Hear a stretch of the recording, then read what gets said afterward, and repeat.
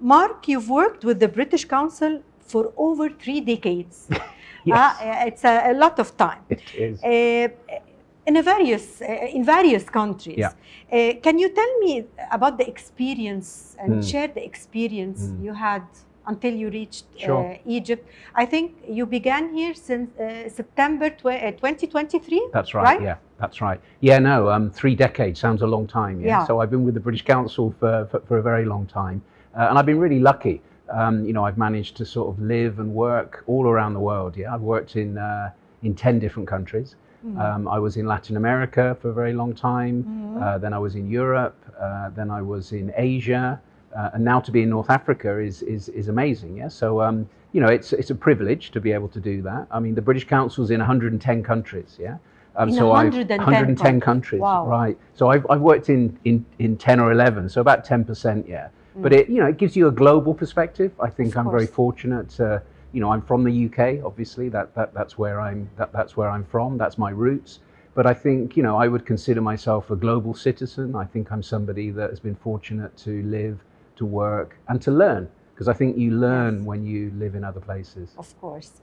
Well, since arriving in Egypt in September 2023, what have been your top priorities?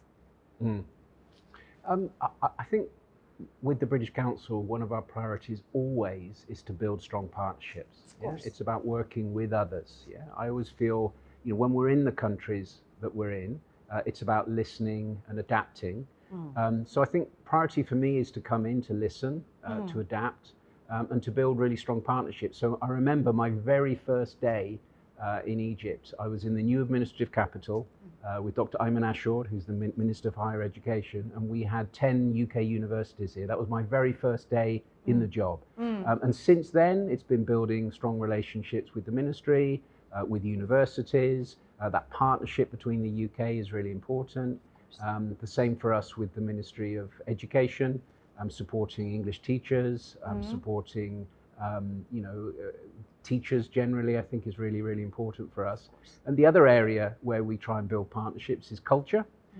Today I was with the Minister for Tourism and Antiquities. We were in a project down in Islamic Cairo where we're renovating a mosque in Islamic Cairo. So I think supporting Egyptian heritage, which is so incredible, is a key part. So I would say building strong partnerships has really, really been the most important thing. Mark, capacity building.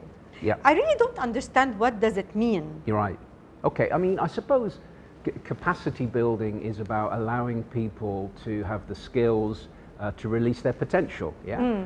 So it could be, for example, working with teachers. So capacity building would be helping teachers to develop professionally so that they're able to teach better in classrooms.